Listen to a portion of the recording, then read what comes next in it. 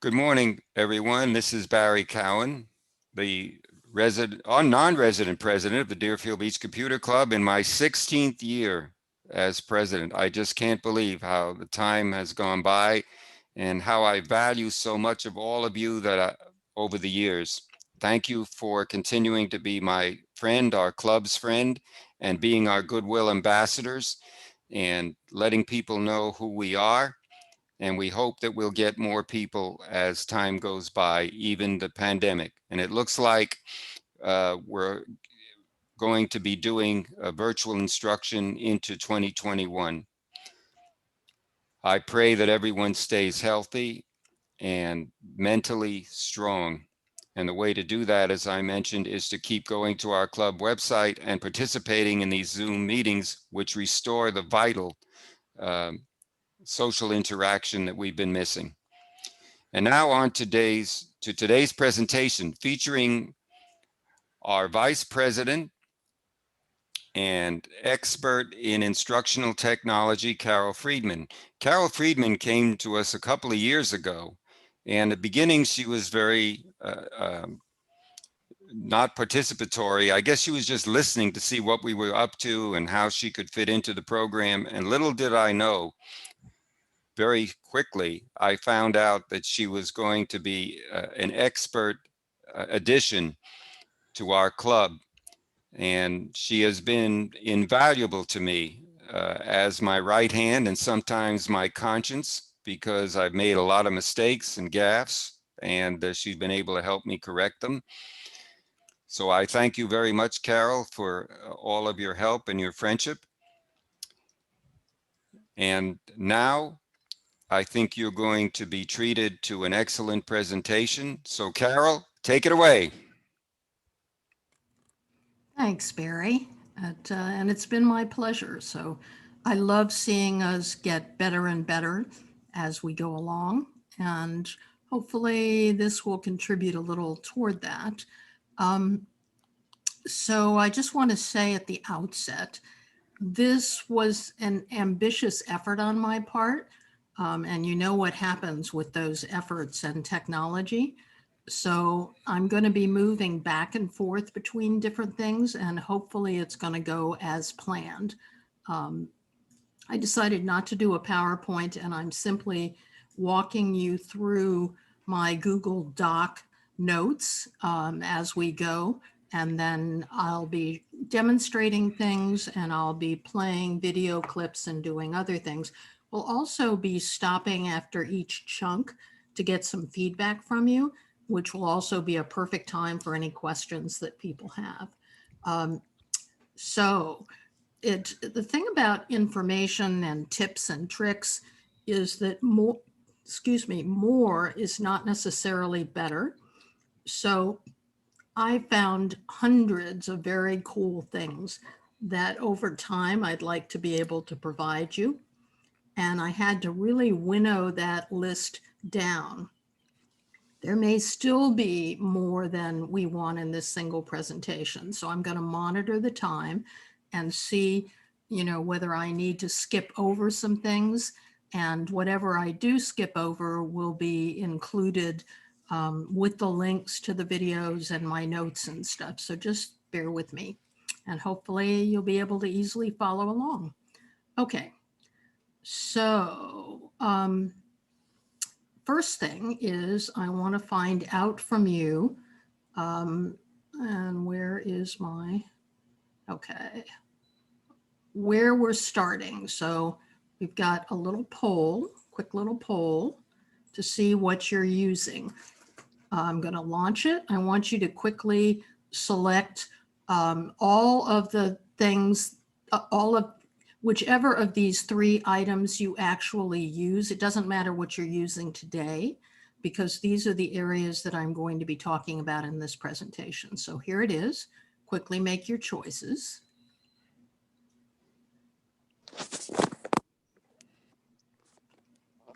You should be seeing the poll.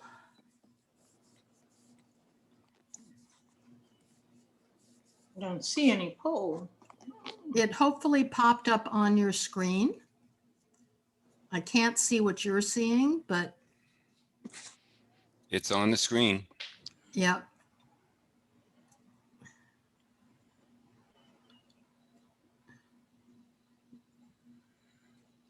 Okay, I'm going to take another minute or so. So far, 18 people have responded of the 23, which is probably pretty close to all of us.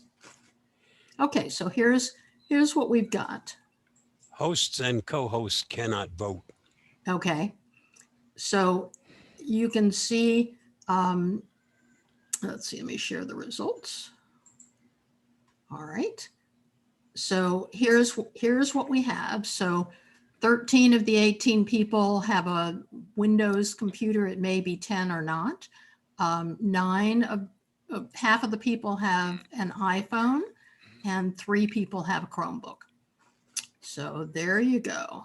Okay, I'm going to close out of that for the moment.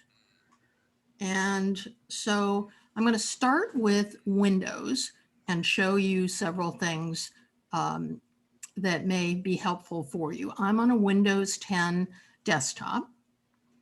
And the first thing I'm going to show you, so hopefully everyone can see the taskbar down at the bottom here.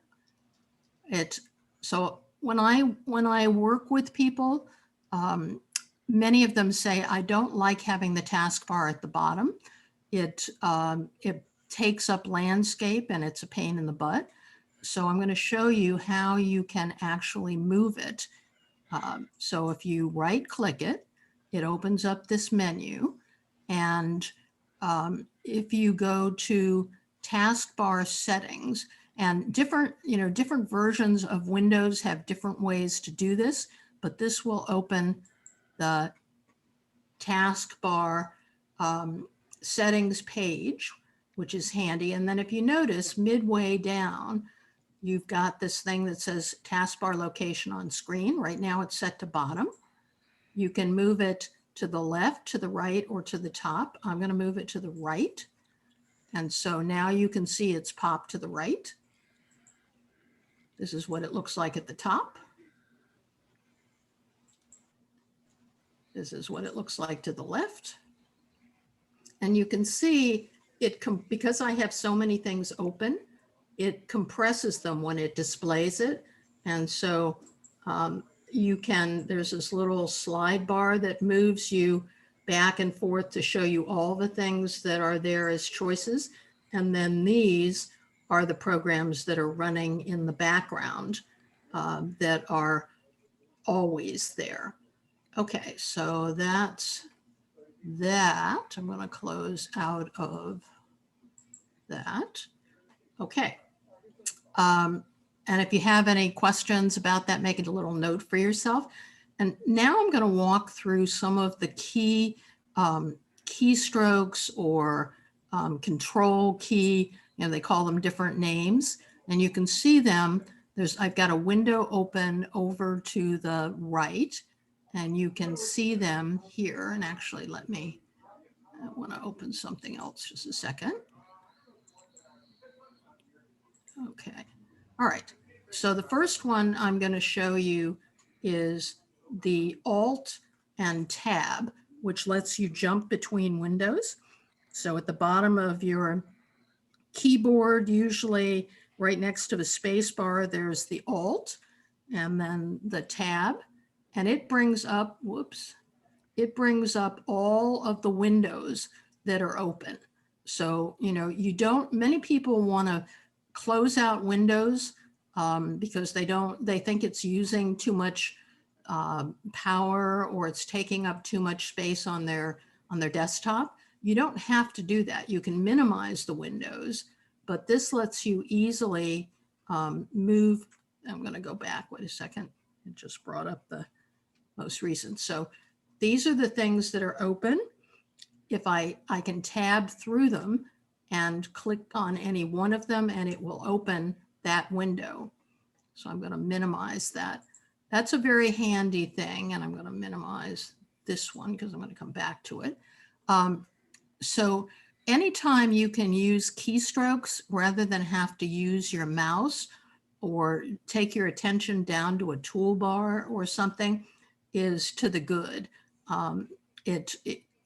mouses and moving things is harder to do, especially as our sight gets worse and our hand control gets worse. So keystrokes make it very easy. And I would suggest that I'll put a copy of these keystrokes in the handout. And I would suggest that you copy this part and you print this part and paste it near your computer, because you will not remember these. I don't remember them, even working as much with them as I have been for this presentation. And you'll see on this list here in green are the ones that we use most frequently. Most of you on a Windows machine will know this. If you're on an Apple, it's I forget if it's Option or it's whatever substitutes for your control button and the letter. And these are a couple that you may be familiar with. I probably won't demo them right now. I'm going to concentrate on the ones at the top. Okay, so I'm going to look at the next one now, which is the Windows key. It's the one that has the Windows logo on it, again, on the very bottom of your keyboard. And it's that plus, and then let's see, okay, why am I not suddenly being able to see? Oh, that's because it's over here. All right. Oh, boogers, I meant to move that back. All right, so the taskbar that was on the bottom is now over to the right. And you can see if they're in order. So this is the first one, that's the second, that's the third, that's the fourth. Those are the most common ones that I use. I've ordered them that way so that I can easily pick the number. So you can see it's Windows key plus the number of the app I want to open. So in this case, I want to open the second app. So it's Windows plus the number 2. And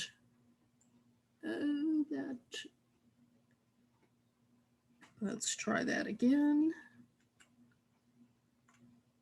That opened the, and actually it's Windows plus the number 3. Sorry about that. There we go.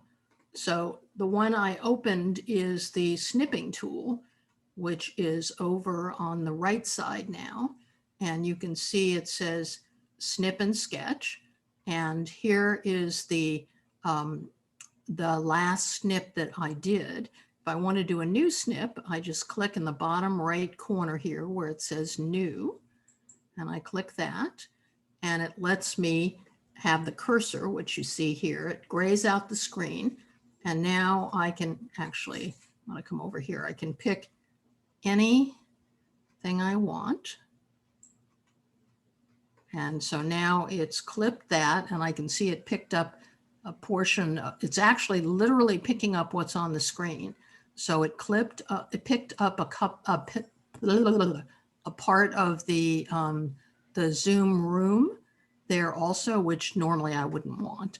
Okay, and down here at the bottom, you can see a set of controls that lets you either save what you've just snipped or copy it, which is what I use an awful lot. So I use this to be able to have 2 screens open, easily select something from one that I want to keep. It could be a web page, it could be a Google Doc, it could be a Word doc, it could be a spreadsheet, it could be anything I want.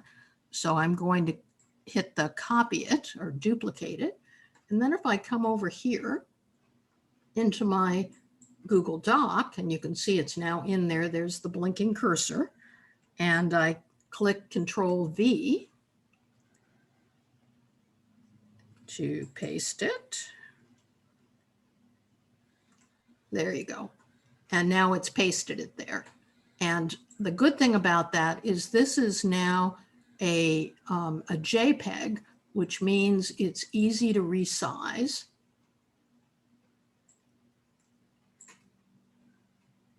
And there it is. So I do this all the time when I'm creating something. It's how I created this. I created it in PowerPoint and took a screenshot of it and put it in here. So now I'm going to get rid of this. Okay, there we go. All right. So the next one I'm going to show you is Windows plus the arrow key. And so this lets you snap windows to different positions on your screen. Okay, so Windows, the arrow key, and it's going to start with whatever window has been selected. So the window that's selected is the one on the left. And I'm going to move it. It made it full screen. Now it moved it to the right. Now it moved it to the left. Now it moved it up, moved it down. So that's also very handy. Oops. And we opened, there we go. It, for being able to reposition things when you're working on stuff and you want to get them out of the way. Okay. Now the next one I particularly love, so I'm going to get rid of, here, let's get rid of that. There we go. Sorry.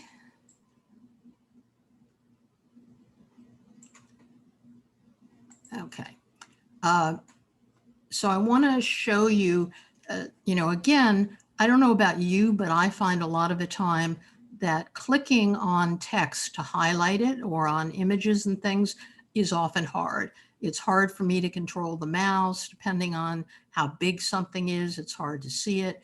So I just want to show you, I'm going to click on this one, one row.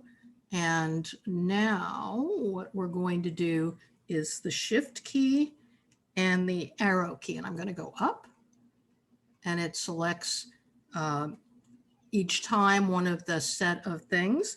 I'm going to go down and it does the same. So that is in a Word doc or any text doc. Now I want to show you something else. So I'm going to now bring up the File Explorer.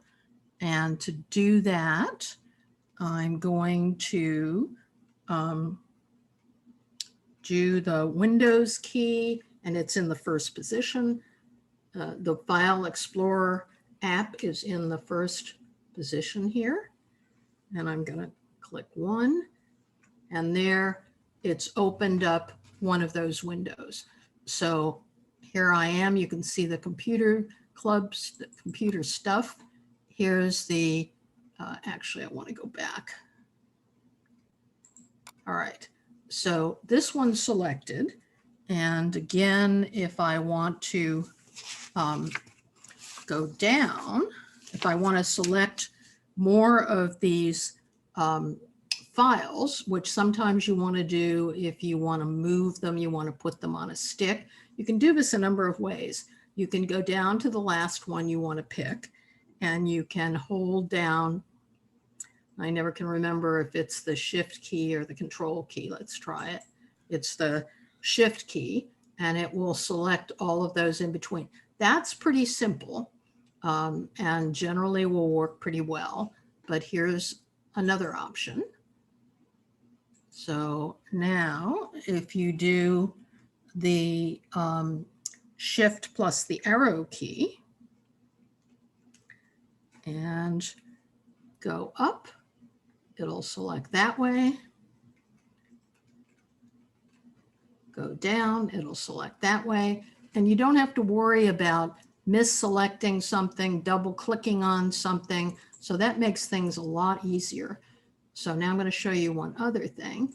Let's open this file. So now you see all of the things that's in here that if I click on one of them, the same thing works. So if I do the shift key plus the arrow key,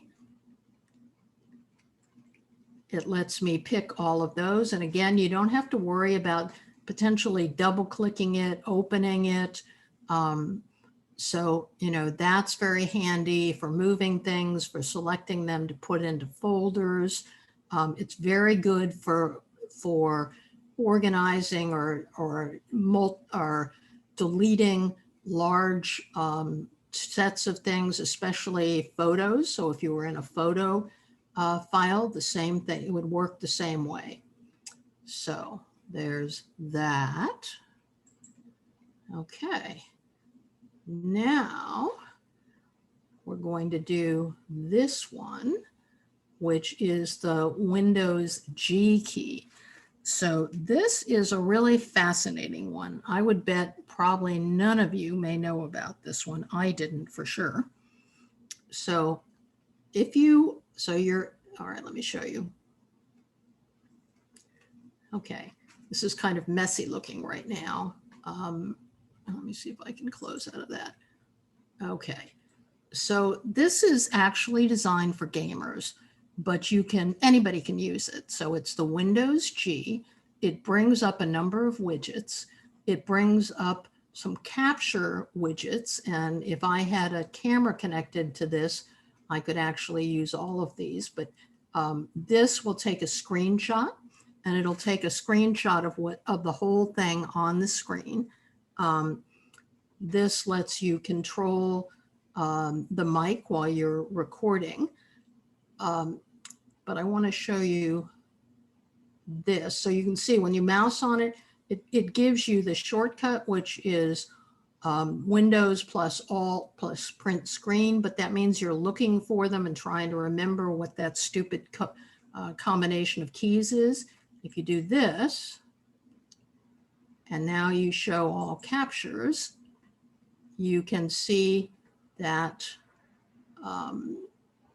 and actually it may have only done it for the one I used last, but you can see I've done it with various ones, and it's very handy. You can actually then go to the file location, which is also handy. And there you go. So you're not trying to remember, where did I put that? Okay, now where did I put that? Let's do it again. Windows G. Okay. And then, so I'm going to close out of that gallery, and it will keep those captures. You can share them. You can do all kinds of things with them. This is also an easy way to be able to control your speaker and sound system, which also can be challenging at times. And let's see if there's anything. No, and annotation tools. Okay, and then finally, if you're geeky and you want to monitor your overall performance, you can do that here. Okay. And one last thing, which is the Control H.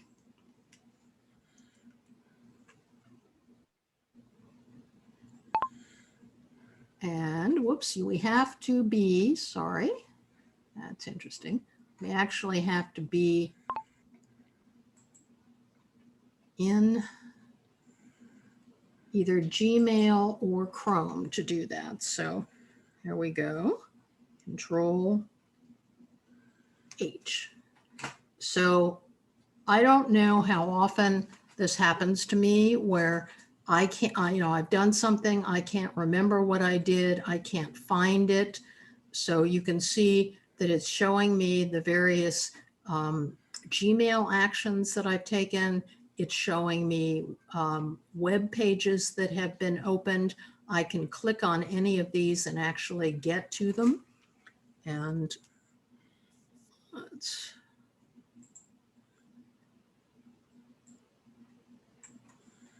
you can, let's see, you can see the actions. You can go to the site itself, or you can take it out of the history. So again, that's very, very handy and much easier than trying to go up to the part of the page, up here to get to the Chrome choices. I mean, in this case, since I knew where I was going, it's relatively easy to get to history. And there you go. You can see it there. You can actually see more with the page that I opened on, underneath this on the left. Okay, so that's the last one. And so now I'm going to stop sharing my screen. I'm going to come back and take some questions and also have you do a poll. So let's, actually, let's unmute people so they can ask questions. Where's my, They have to unmute themselves. You can't do it. okay, so thank you. Go ahead. If anyone has a question, unmute yourself and ask. And I'm Where gonna, did you find the snap and shift tool? the, Is it- the. Did you have to install that, or is No, it there somewhere? No.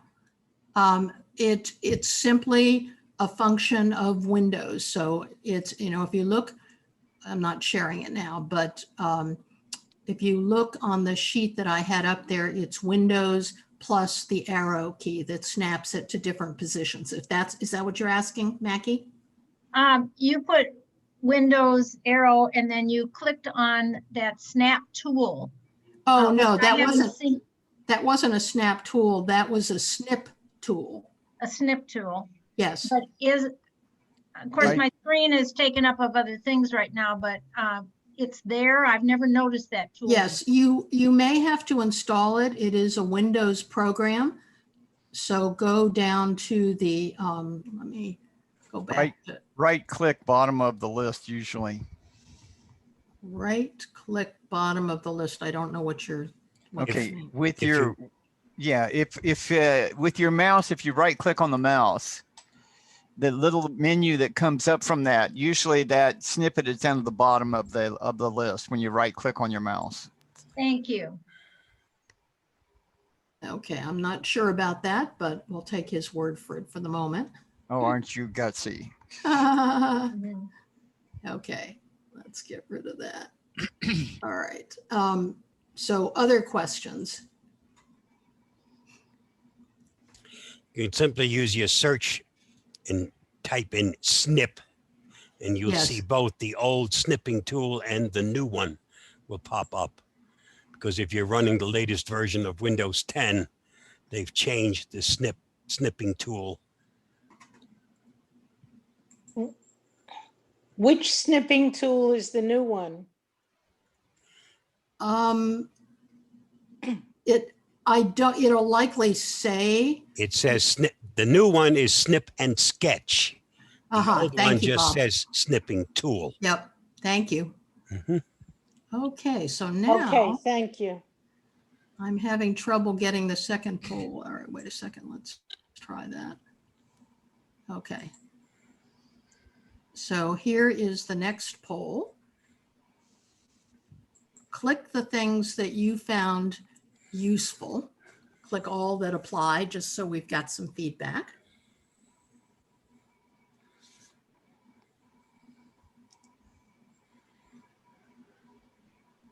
Not seeing anybody clicking anything. There we go.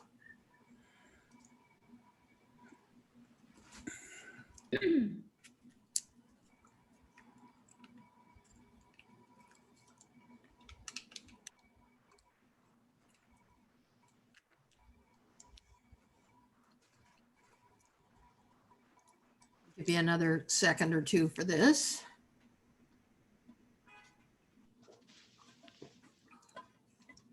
So I know I went through these pretty quickly, and I am going to post the list of keystrokes so that you have them for reference. You also have the video to be able, the Zoom video, or you will, to be able to go back and watch it again. So hopefully that will help quite a bit.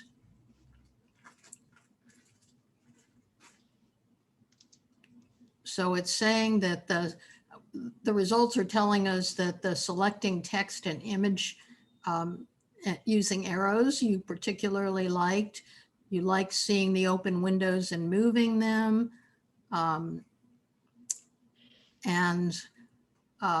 moving the taskbar was, and copying from another window, and the gaming thing were kind of in the next set.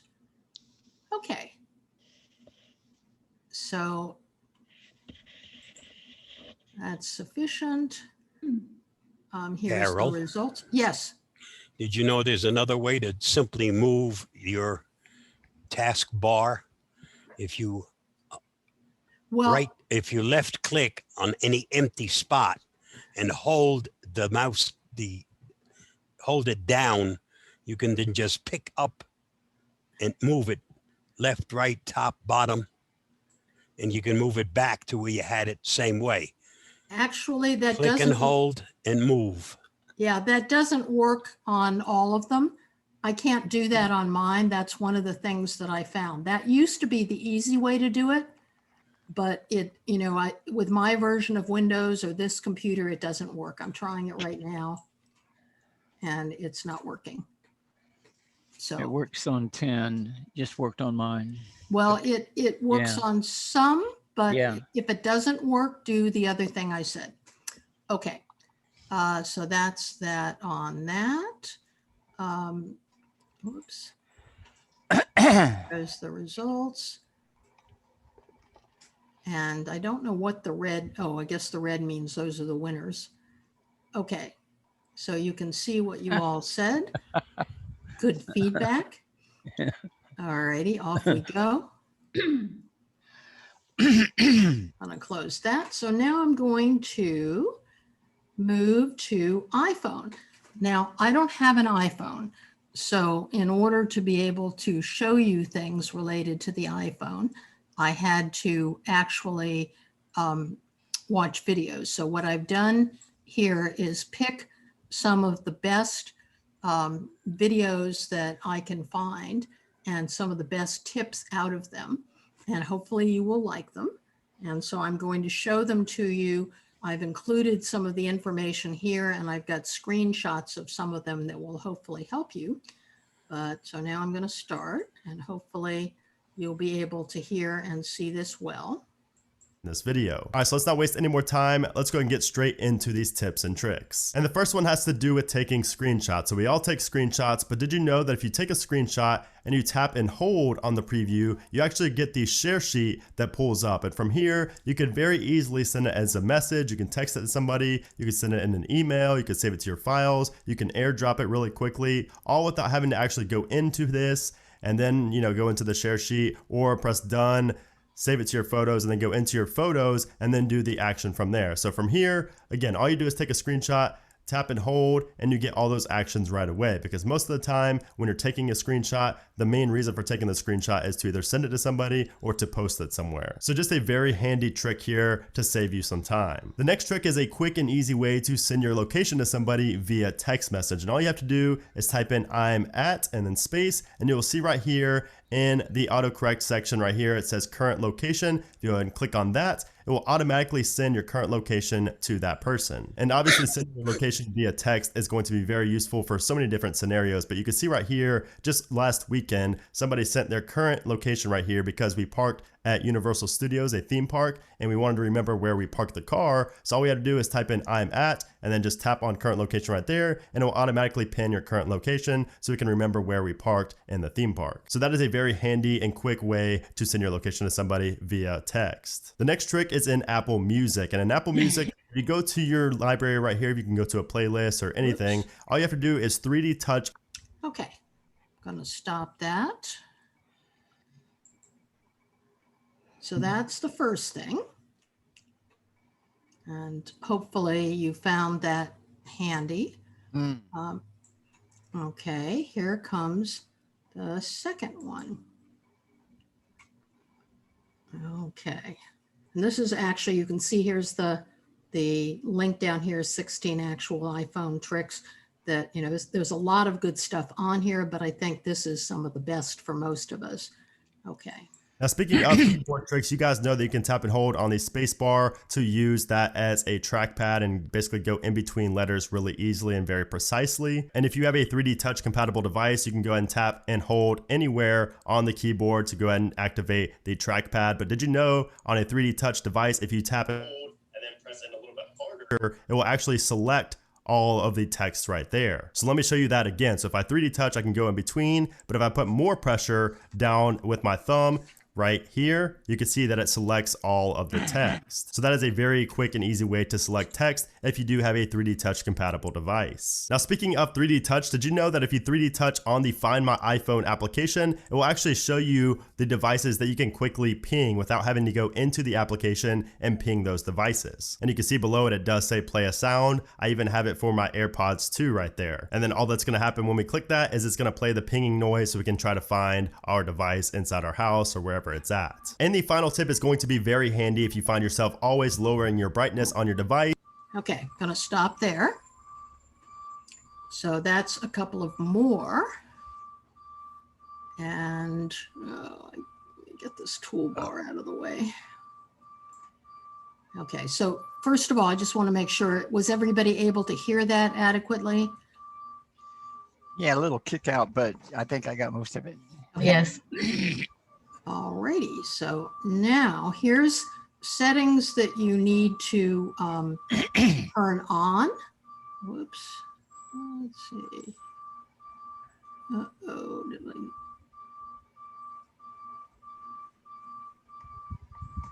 Oh, no. First, I want to show you settings to turn off. And here we go. Stream live and on-demand TV, now including these favorites. YouTube TV, try it free. If you shop on Amazon, you should use Capital One Shopping. It's a browser extension that automatically compares Amazon to other sellers. Hi guys, David and David here from payitforward.com and upphone.com, and in this video we're going to talk about 7 iPhone settings you should turn off immediately. Right away. So the first one is iPhone Analytics. Yep.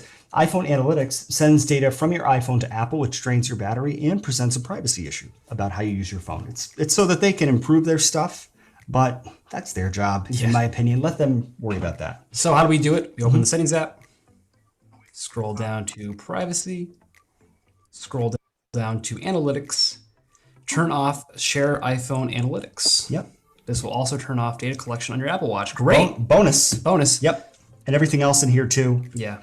Turn it off. iOS 13 introduced them. Yeah, Share iCloud Analytics is the next thing. We just want to turn that off as well. Same thing as iPhone Analytics, it's just with iCloud. Totally. Next up, significant locations. Significant locations means that your iPhone keeps track of everywhere you go, which uses your GPS everywhere you go. And then they can deliver relevant advertising to you. And you know, it's supposed to make your experience better, but I think it's kind of creepy. It's really weird when you had it turned on for a long time. Yeah. And then you go to significant locations and it's like, here are the 10 places you've been. And I'm like, oh my God. Yeah, it's like a horror movie. So how do we turn off significant locations? A really boring horror movie. Really boring horror. Yeah. Let's go back to privacy, tap privacy in the upper left and scroll up to location services. Now scroll all the way to the bottom to system services. You know they don't want you to turn it off when they bury it in like 5 layers of menus. So scroll to the significant locations. Tap on that. Yep, tap on that and turn it off. Turn it off. I turned it on for the sake of this video, so I have no places here. But if I had left it on for a week, it would have like my home address and this here, address, the gym, and that's it. And that's it. That's all the only places I go. So I'm gonna turn that off. There we go. Yeah. Significant locations is now off. And you can clear the history there in case you're freaking out, which is pretty cool. Yes. Yep. Next up is everything in location services, system services. So let's just tap back. So it's this part of Settings app. Yep. So we're going to turn off everything in here, and this is my recommendation, except for emergency calls and SOS, Find My iPhone, and Share My Location if that's a feature that you use. Right. So I'll turn off compass calibration. I'll turn off location-based alerts. I'll turn off setting time zone. That's kind of important if you're traveling a lot, right? Right. What I do when I travel is I just like turn it on, and then it fixes the time zone, and then I turn it back off again.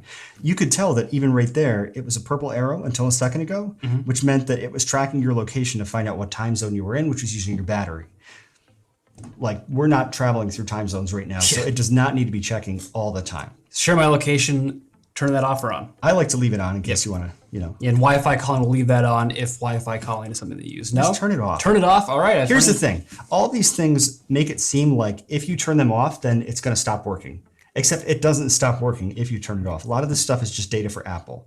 So I promise you that all of these things are going to continue to work just fine if you turn them off. It's just going to save your iPhone battery life. Great. Yep. We've done that. We turned off the switches and system services. What's next? The next feature is something we're going to turn on in order to turn it off. All right, so let's tap back to head back to the main location services menu, back to privacy, and then scroll to the bottom and tap advertising. So limit ad tracking is off by default, but we need to turn it on in order to limit it. So let's turn that on, and it's going to turn off the ad tracking. Yes. Yeah. This really prevents advertisers from tracking you as you use your iPhone, connected to the internet, and they track you from site to site to site to site and get more information about you. Yeah, it's amazing how much information. When we run ads, we can target people down to like, you know, they like Shania Twain and they're between 25 and 34. And they live in Omaha, Nebraska.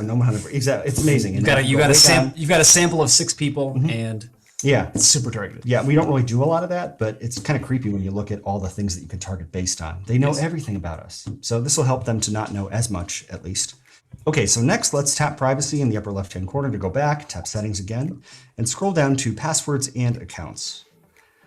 So we're going to talk about fetch new data. Right now, David has it set to 15 minutes, which is good. Let's just tap on that. So David has push turned off. I recommend always turning off push. So with push on, your iPhone is always connected to like your mail servers and iCloud, and it's always asking, is there mail, is there mail, is there mail, is there mail, every second.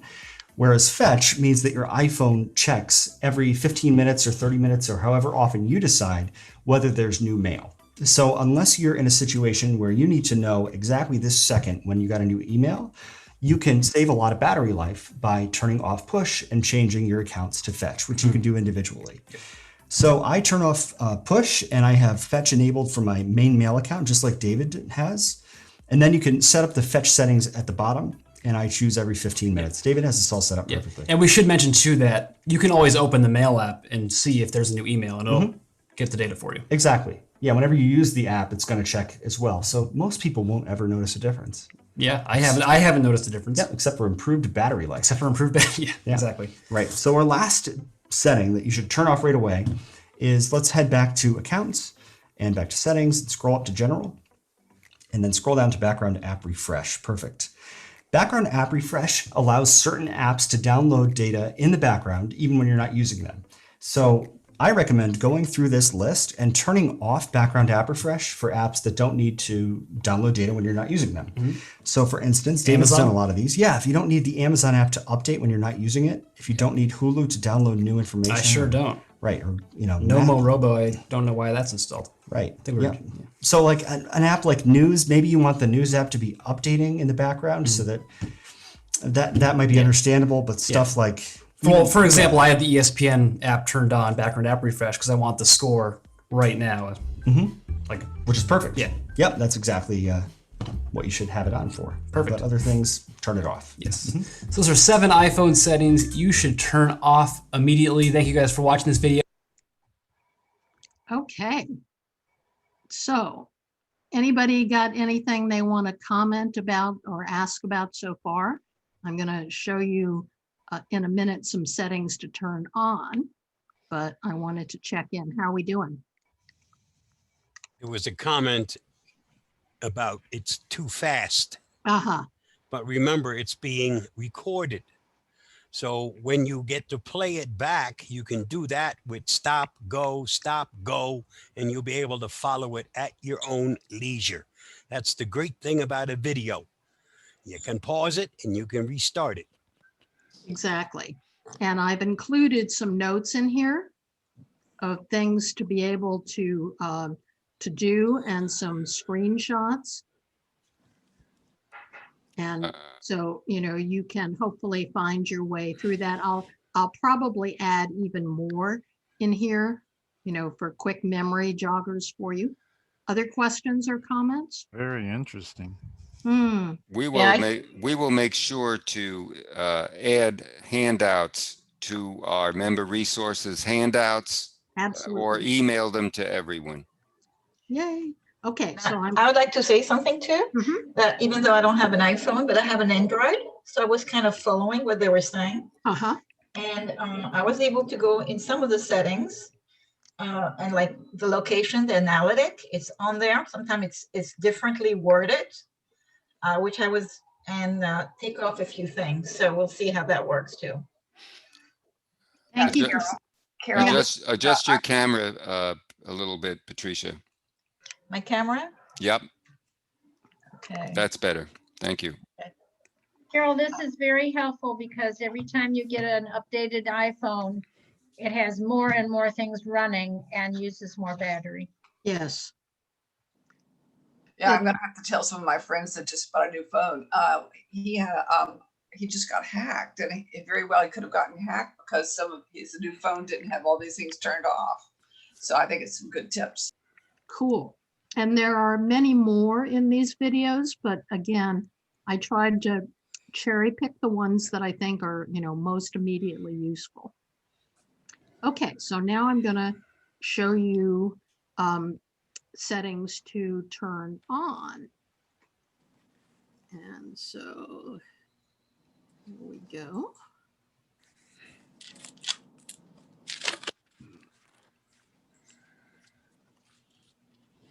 And I'm only going to show you a couple of these. Just tap on settings and then go to Control Center. It's under General. And then tap Customize Controls. And you'll see that there are a whole bunch of interesting and useful controls. Absolutely. Like alarm, you just tap on that. Do not disturb while driving is cool. You can check out the home. We've got some low power mode. People love to turn that on. I have low power mode in my control center. Sometimes I'm like, let's just turn that on real quick. Right. You used to have to go into settings to battery and do it. Now you can just swipe down from the upper right hand corner of the screen, tap that battery icon, low power mode, and do that. So the next thing you'll want to turn on is Magnifier. Yep, Magnifier is kind of like a hidden app, and it's really useful. I see people all the time in restaurants or in other low light environments, and they're opening the Photos app and turning on the flashlight and trying to read like a menu. But there's actually a little mini app called Magnifier that's hidden in settings that works perfectly for that specific task. Yep. So to turn that on, we need to go to accessibility. Yes, so open the settings app and tap accessibility. We're running the iOS 13 beta, and it moved a little bit. Now it's just settings accessibility. It used to be settings general accessibility. So if you still have iOS 12 settings general accessibility, if you're on iOS 13 settings accessibility. Easy. Let's tap accessibility, and then we'll tap on Magnifier. And I'm going to tap the switch on the right hand side of Magnifier to turn that on, and tap the switch to the right of Auto Adjust Exposure, which optimizes the way it looks. Yep. So let's check it out. The way you turn on Magnifier from within any app is simply to triple click the side button, 1, 2, 3, which is the power button. Okay, so now I see a nice little zoomed in view. Here I have a tax letter from New York State that we can use to demo. And on the bottom, I can turn on the flashlight by tapping the little flashlight button in the bottom left-hand corner. And I can also zoom in here. And so if I'm trying to like read what it says on this page, I can do that. It's very cool. You can do color filters, all sorts of stuff. And you can take little pictures of it, just like the camera, by tapping there at the bottom. Great feature if you're in a restaurant with low lighting, for sure. Yep, or have trouble reading anything, small text. Yes. Get rid of this. So our next tip is to turn on. Watch live and local news on a variety of networks with YouTube TV. That's it. And I'm not going to go through, let me get back to, okay, there's the screenshot for the control center. There's the screenshot for Magnifier. They talk about turning off unknown callers and auto lock. And we've been through push and fetch. So I'm not going to go ahead and do that. And I'm also not going to go through this video of tips to improve battery life, which I think you will find useful, but I don't want to take the time for it right now. So I'm going to simply ask you, sorry, excuse me. I'm going to simply ask you some questions to see, well, first of all, to see if there are other questions, and then do a little quick poll to see what you liked. And then we're going to move on for a quick little bit about Chrome. So while I'm putting up the poll. Carol, I have a quick question. Uh-huh. Did they say turn off push and fetch both, or to turn off push and to turn on fetch? They said turn off push and select anything that you want to actually have happen less frequently by using fetch and setting the amount of time that you want to have it happen that way. Thank you. You're welcome. Okay, let's, oh, I don't had problems with this before. Hold on a second. All right, and polling. Okay, there we go.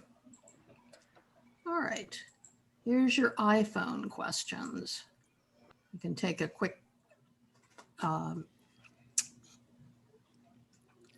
second to, go ahead and reply for those of you iPhone users, or for people, who don't have an iPhone but can recognize the value for their Android.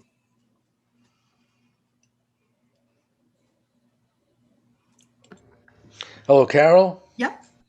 I'd like Hi, to know, I'd like to turn off unknown callers. Where is that available? That's in the video, the next video that says 25 tips to improve battery.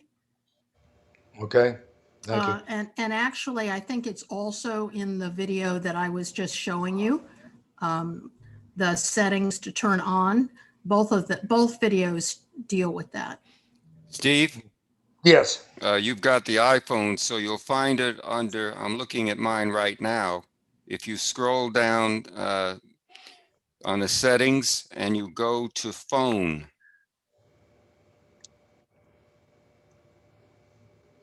And there is one of the selections is silence unknown callers. If you click that to on, that will do what you want. Okay, thank you. Yeah, okay. And here are the results. So you can see you especially like the unnecessary notifications, which is a big deal, not only for the battery life and the work that it puts your phone through, but it keeps you from having it ding, ding, ding incessantly. And then you can see you like the magnifier a bunch, and the show location. I think those are all cool tips. Okay, so last little bit. Let's go. Oops. All right, so for this, we're going to actually, and here's some of the screenshots that I put in additionally for the presentation I didn't go through, about checking to see your battery life and other things to turn off. Okay, so first of all, for the Chromebook, I put several things here. So the first thing is I put a couple of different versions of keyboards in here. They vary somewhat depending on your Chromebook. But the first thing is you'll notice, and let me turn on that. Hold on a second. Okay. You'll see there is a search, you see the magnifying glass, a search key right here above the shift key. That allows you to search immediately. You don't have to be in any particular window, and it will open a search window to let you search anywhere. So, that's a handy tip to use. And here's another version of the keyboard to, that shows you some of the various things that you can be doing on your keyboard. And one of the additional things is if you want to see a list of tons of the shortcuts, you can do Control plus Alt plus question mark, and it will show you an overlay of the keyboard with the keys and functions.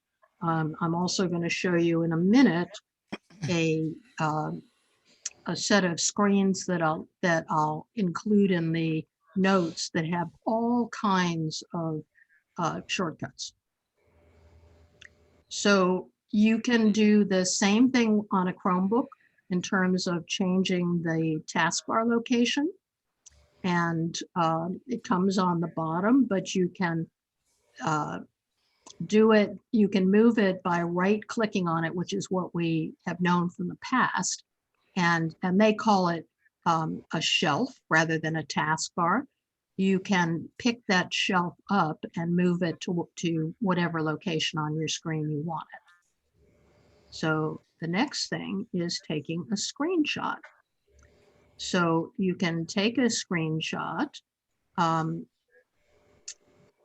Oops. So, all right. I thought I had put the thing in there. So for taking a screenshot, oh, bummer. Hold on a second.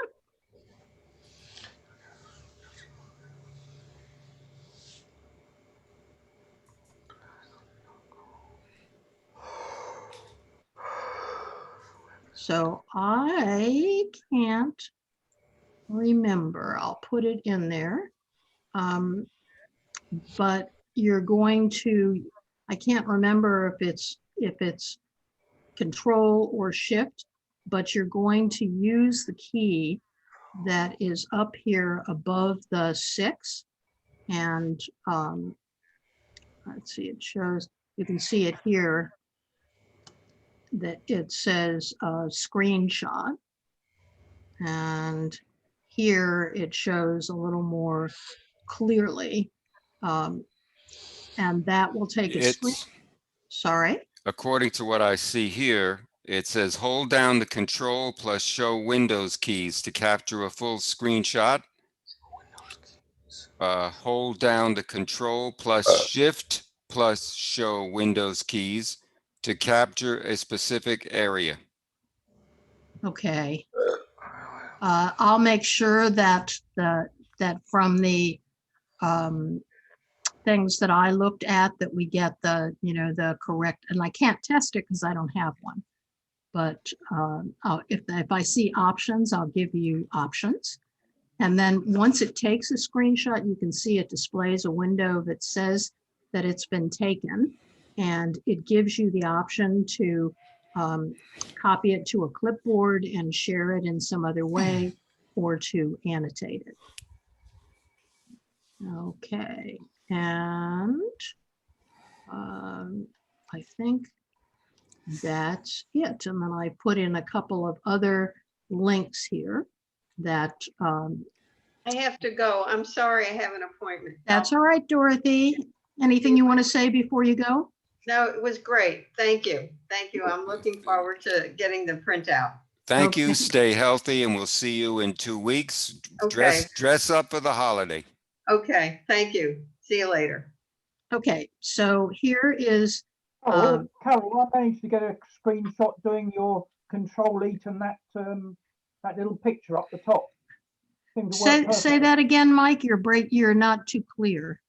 Oh, okay. I did Control-Alt and the little camera icon at the top, and I got a screenshot. Okay. So Control-Alt and the thing that's above the 6 key? Yes. Okay. Yes. Okay. Great. Take it from one who's got one. Okay. And here's a couple of additional links that will give you more Chrome information if you want it. And we're going to do one last poll. And folks, Chromebooks are on sale right now at holiday prices. I highly recommend that you get one, especially if you're a senior. It's so easy to use, and very economical. May have some differences from your standard Windows computers, but you'll be very pleased with it. And if you're interested in getting any information on anything that's been discussed, there's tons of YouTube videos. And I want to draw your attention to the window here that shows you some of the, I put in several versions of key combinations in here, and they'll all be here. There's way more than you could ever think you want. This version happens to show you the Mac shortcut in addition to the Windows or Chrome shortcut. And you know, many of these will also work with Windows in addition to Chrome. Excuse my typo on item 1. Sorry. Okay, yep. All righty, so give it one more sec there.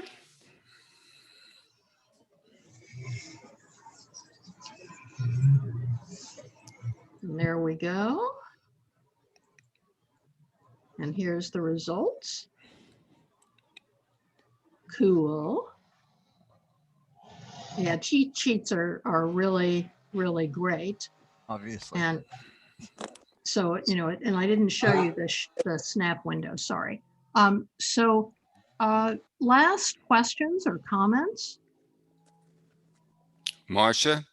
Yeah, a couple of things. One, I have a cheat sheet right next to my laptop, which is an Acer laptop, of shortcut keys for the function keys. Uh-huh. And I use that. Also, I frequently on my iPad do a combo of the home key at the bottom, the round one, and the on-off key. Those together will do a screenshot on the iPad. I don't know if you were going to cover iPads in a separate class or what. Yeah, no, I wasn't going to because I could only focus on so much. But, Marcia, you know, there's plenty of information on apple.com. That's your main site for information on iPads. You can go to the Apple community and find everything there. There's many YouTube videos. All you have to do is just type in what you're interested in and filter it for the latest version or latest date or whatever, and it will show you or explain to you whatever you need to know. You know, I use YouTube videos on all sorts of stuff, Yes. and I never thought of using it for this particular purpose. Thank you for the idea. Oh, you're welcome. You won't believe how many useful things you'll be able to pick up. And little by little, you'll see the people who are. Somebody's got a lot of echo there. Will you please check it? All right, just a second. So I have a favor to ask of you, which is, would you put something in the comments if you would like to know more, you know, whether you like this notion of hints and tips, and if there are particular areas you'd like to see or hear more about, because I love doing this and I'm happy to, you know, to add more if you want it. Okay. At other times, and do them in, you know, bits and pieces, because you can only take in so much. And we know that unless you go back and review both the handout and potentially watch the video or the video links, it's not going to stick. It doesn't stick for any of us. So, you know, don't feel badly about it. At least hopefully it's whet your appetite. Is that poll section set in a part of a Zoom feature? That whole section, what are you talking about? Well, you took the polls. Yes. That's something you can work with in Zoom? Yes, the host sets up the poll through the settings. You have to go into your meeting settings, and there will be an item there. I believe it's in the basic settings to initiate the poll. You just click the item to the right to activate it. Okay. For my next presentation, I wanted to use that, and I'm glad it's there. Thank you. Cool. Other comments or questions? Okay, Carol, I want to thank you for an excellent presentation, and let's give her a big virtual applause. There you go. Yay. I think it was great. Love the Okay. tips. You may now unshare your screen and relax. Done. Excellent, Carol. Excellent. This recording will be up tonight or tomorrow morning at the latest. And watch the YouTube channel that we have. Go up to the YouTube icon on the home page. Click on it. It will take you directly to our club channel. Just go to the video section. That's where you'll see it posted. We do not charge for any videos that we make, and there is no password required to access it. Thank you so much. Okay, let's unmute everybody. Thank you. Thank you. Yeah. We've had, I want to thank everybody. We had at the total of 27 participants today. That's wonderful. It means that we must be doing the right thing. And there was a question on here that I would like to address. I believe I addressed it to the individual. I believe it dealt with membership. Who asked that question about membership dues? Okay, Mackie, you want to unmute yourself, please? Yes. Okay, I had answered her question as follows. The board is now investigating that very subject. We'll have a meeting or discussion over the holidays, and we'll let everybody know at the beginning of the year. The question is, we don't know how we'll handle that, how the money will be sent, things of that nature. Right now, there hasn't been anything coming into the Treasury at this point, but we have enough funds to be able to survive with whatever we need. We were going to get a new club laptop, and the way they're cheap right now is just the right time to get one. But we have sufficient funds. So at this point, we don't think any additional income is necessary. We do say that because we are a 501c3 nonprofit organization, that at any time you may send a donation if you wish to do so. But we will discuss this issue actively over the holidays, and we will let you know what we decide. So thank you for that. And we appreciate your support. Just being here is much better than money, almost. But Barry, I want to add one more thing. Marcia Yes. asked a very good question. Mhm. And it's important for Steve and the other iPhone people to know. So she said turning off unknown callers may mean that you don't get calls from your doctor or people. So anybody that is not in your phone book, you will be considered, or if they're not, well, contacts. It may be that they will be considered unknown to you, and so they will be blocked. And that's one of the risks about turning off or turning on, stopping unknown callers. Now that Carol? happened. That happened. Good point. Yeah, Carol? Yeah. Mhm. I would think that your doctor would be in your contact list. Well, it may be people, though, that you haven't heard from recently, or places you've called and they're calling you back, but you haven't added them to contacts, so it has risk. Well, with us, what happened was when the doctor, that happened to me. And of course, then I got a text message. So they should have your cell phone number as well. So if they're not calling you directly, you can't reach you, they can always reach you by text. Right. Yeah, that came into play last week when I had a ATT installation, and my installer called me from a different number, like from Dade. So if I didn't have that engaged, I wouldn't have been able to receive his call about the installation. That's true. Yeah. There's an app called No Mo Robo, and that gets rid of robocalls. Whoa. Okay, and that's what these are people that are known on making robocalls, and that's what gets blocked. Do you get that one? You'd still get your doctor, because I'm sure he's not on the list as somebody who's making robocalls. And where, that's NOMOROBO. Yep. Is it Tell me free? what the app is again. No Mo Robo. NOMORO. Is that free, Bob? I think they have a free, but there is a charge for it if you really want it to work. How is it effective for you?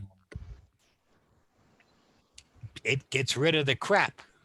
That's what it's done. But I still wind up getting other calls from people that may not be on my list because they're just ordinary people calling, or the reminder for a doctor's visit and all of that stuff. And political calls. Well, certain things you cannot block. Just like in advertising and stuff, you can't block. Politics, people looking for money. Any business you've had, like if you've done business or a credit card customer or something of a department store, they can still get you. Because you have contact with them, correct? You'd have to specifically block them on your own. Barry? Yes. All my doctor visits come through to me as reminders through text. They Right. never call, they come through text.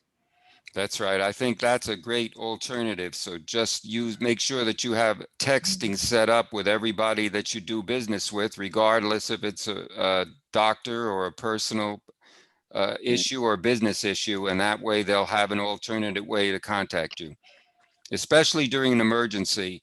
When you try to use a telephone in certain times, it could be where if it's as we've seen what happened a couple of years ago here at Marjorie Stoneman Douglas High School with that terrible murder of 17 by Nicholas Cruz.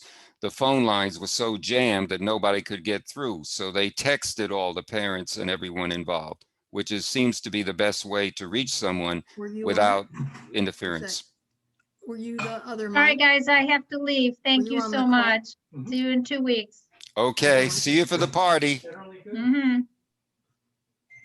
I have the same thing I have to go to because I have an appointment. Thank you very much. Great presentation, Carol. Thank you, Pat. Be well. Thank you, Barry. See you in 2 weeks. Okay. By the way, the doctor's thing I was talking about was sometimes in the doctor's office, one of the receptionists or someone in one of their sections of the office calls from another phone in the office, but it's not your regular doctor's number. Yep. Are they set up to text you? I don't know. I will look into that. Right. Okay, are there any other comments you'd like to make? I will tell you that in 2 weeks, you will be treated to a great Zoom holiday party. We encourage you to dress up in your holiday outfits, and we're going to take a snapshot of you. We're going to have an expert panel fielding questions on a variety of areas of their expertise, which include Android, iPhone, iPad. That's going to be Jerry Minnick right now. And Bob's going to come back and do questions dealing with computer security, things of that nature, his Safe and Secure. He's also planning to come to us in January, right, Bob, with a brand new presentation? Yep. Great. We look forward to that. Let's see. Also, we're going to have a show and tell next week. So if you bought any gadgets like I have, here's my new, can you see my new phone here? My new Mint headphone that I got for $20, and it connects to the TV immediately. It features Bluetooth 5. If you have a Bluetooth TV, you can get any headphone by simply looking at the Bluetooth app and see if it connects. It will show up the device that you're using when Bluetooth is enabled, and you'll be able to watch TV while the other person just sitting there reading a book. It's great because Bev and I sometimes get interference with each other. So when I don't want to talk to her, I just put the headphones on. That's the easy way. So whatever you bought, bring it and you'll be able, we'll ask you why, where. There'll be plenty of polls up, just like Carol did today. And do you have any other questions before we shut down? I'd like to say, Carol, thank you so much. It was very interesting, very informative, a little fast. It was a little fast on the videos, but I enjoyed it. And thank you very much for all the work you put into it. We can also give you links to those videos. Just watch the recording when it comes up tonight or tomorrow and just pause it and you'll see the links there, you know, the videos that she chose. Barry, the links will be posted in case you missed it and in the handout. So you'll that's have right. all the links. Great. And that is the problem with video. I picked ones that were hopefully the easiest to listen to, but ideally I would have stopped and gone through them one more time right after each one to kind of reinforce that information. So, yep, it's a lot to take in. Hi, May. It's good to see you. Yeah, I came in very late because, believe it or not, for the first time in years, I really overslept. I woke up after 10 a.m. Wow. What happened to the rest of your sewing clubs, Sharon and Sharon's Margaret? had a doctor's appointment and Margaret went with her. Sharon's got a few health issues at the moment. Okay. So next 2 weeks, you'll be getting a reminder email. Or a regular email, an invitation. I want to remind everybody that the link that you received today can be used for any Zoom meeting. It's not going to change. So if you can copy and paste it somewhere and just use the link and it will bring you right into the meeting, or you can send it to Use the link that I sent. Mm-hmm. Rather than the last link from Barry, because the last link from Barry may require additional information. Yeah, it went up to a webmail page that was for my webmail. I don't know why it happened, but things happen, you know, with all my 4 emails, I got a lot of practice. And you got one from Carol as well. What a sad story. I know. I had more than a senior moment, believe me. Barry, that's Yes. called an intellectual interruption. Oh, okay. Okay, great. I have to go. Thank you. All right. Thanks, Bob. It was a Thank you, Carol. Bob, send us the screenshot, Bob. Okay. Carol, great Thank meeting. you. I gotta go. All right, Thank you, folks. everyone. We're going to wind down. Bye-bye. Bye, guys. We'll see you in 2 weeks for the great Zoom holiday party. God bless, be safe and well. Until next time, this is Barry Cowan saying, see ya, folks. Bye-bye, Barry. Same to you. Bye-bye. Wave goodbye. I hope I'm all off.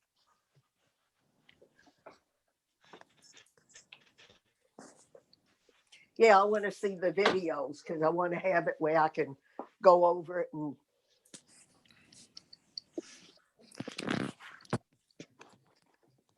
see what they're doing. Ron, your computer may not have the Zoom thing on it. I don't know what it is. Okay, I don't